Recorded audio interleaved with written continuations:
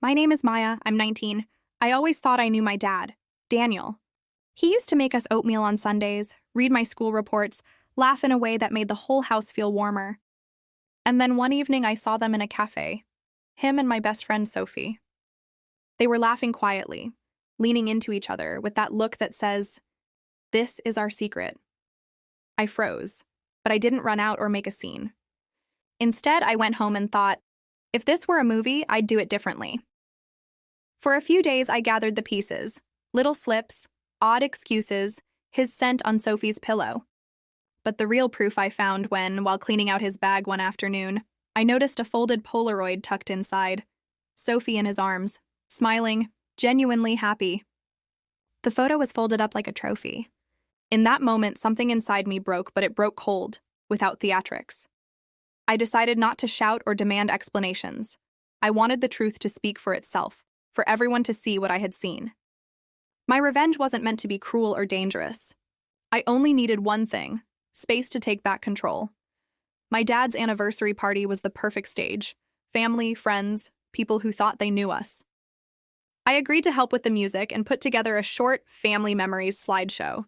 We always did those cheesy, warm presentations. No one suspected a thing.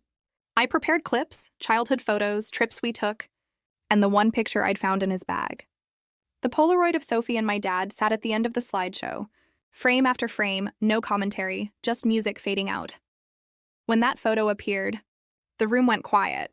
Not the polite quiet at a celebration, but a heavy, stone-like silence. My mom looked up. His parents stared at each other, and Sophie went so white I realized she hadn't expected this to be uncovered either. The days after the party were hard. Family talks, sharp questions, people who suddenly chose the side of truth. My dad tried to explain. Words that used to save things now broke against what people had already seen. My revenge didn't deliberately burn bridges. I simply showed the photo. I wasn't out to destroy. I wanted the truth to be visible and my boundaries returned. As a result, people pulled away from him. Friends stopped pretending nothing had happened. Sophie and I ended our friendship for good.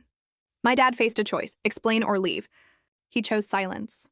Honestly, I thought I'd feel some kind of victory afterwards. But there was no triumph, just a quiet. I exhaled and for the first time in a long while felt calm. Yes, it hurt.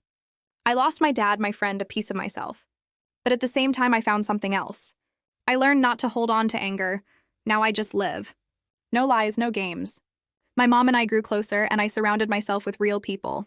And the best revenge for betrayal is when you stop looking back. You just live, and you're